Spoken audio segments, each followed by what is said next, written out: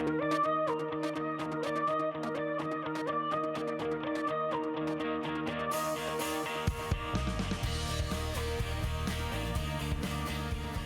to Mom Matters, created by moms for moms. In this expert edition, we're going to talk to a local dietitian about busy moms, how we can take care of not only our families, but most importantly, ourselves. Big warm welcome to Erin Green. Huge fan of yours. Thank you. Known you for a while, and I love what you do and the information and advice that you bring to the table. Pun intended as well to the plate, right? When it comes to nutrition, and in particular, you have a lot of experience working with moms. I want to talk about busy moms, right? Because we tend to not only be caregivers for our family, but we also need to turn that table and be caregivers for ourselves as well. So how can we do that? How can we spin that narrative to also make sure we're taking care of ourselves? Yeah, well, busy moms are basically, that's the definition of being a mom, right? Yeah. You're always looking out for your family and everybody and showing up in different ways. I like to say you can't pour from an empty cup. So for those moms that think they need to give and show up for everybody else, you're actually going to show up as your best self if you take care of yourself. So it's not a selfish thing. It's not something that you're, taking from everybody else in order to nurture yourself. It's actually really important so that you can keep going, because schedules, carpools, meals, work hours, all of that stuff is really hard, and it pulls from your energy. So it's really important to nurture and nourish yourself as well. Yeah, okay, nourish yourself. That is such an important thing. I mean, from mental, physical, emotional, but nutritional. And I have to admit, Erin, I have struggled with this for so long because I will get so focused on my tasks and to-dos and taking care of my family. I make sure they eat. They all eat very well. Right. But I will actually miss a meal, sometimes 2 meals, when I just get so buried into it. And I'm much better at it now that my kids aren't so little anymore. But it's a bad habit that's so hard to shake. So how do we avoid even creating that habit in the first place?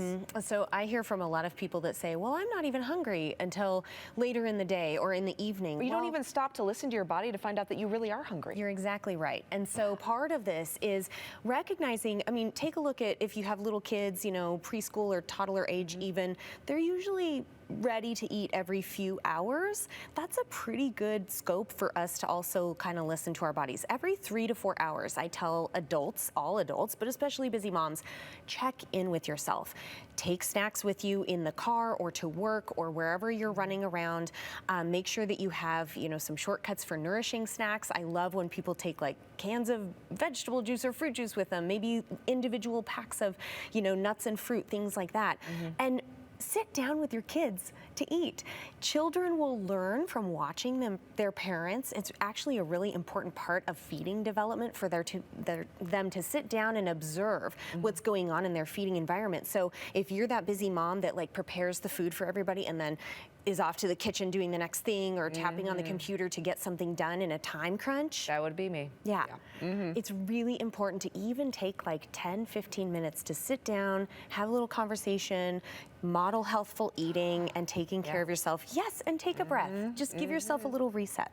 Yep, a little reset. And like you had mentioned, even if it's something small, like, a nut mix or a glass of milk, something like that is going to go a long way in the long run, right? And a lot of people will sit down to food and take a couple bites and go, whoa, I'm way hungrier than I realized. Yeah. It's just setting that time apart to pay attention to your bodies.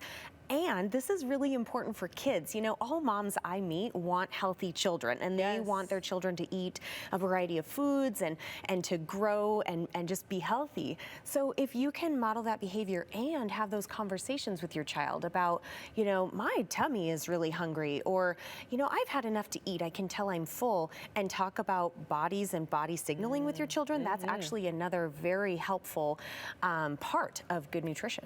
I love that, because then it also probably helps create that positive relationship with your body. Sure. Listening, recognizing, and that positive relationship with food too, right? Yeah. Yeah. Kids can also learn about the foods you're wanting them to eat. Yeah. So, you know, a lot of moms, oh, my kid won't eat vegetables or won't eat anything but chicken nuggets or something like that. Well, if you prepare a meal and the adults and everybody at the table is sitting here eating the meal as well, you can talk about, well, this is, you know, kind of like chicken, but it's actually a different type. It's called turkey. And just explain about foods, you know, little trees or broccoli or whatever, and just kind of help familiarize your kids with different foods that you're wanting to encourage them to eat.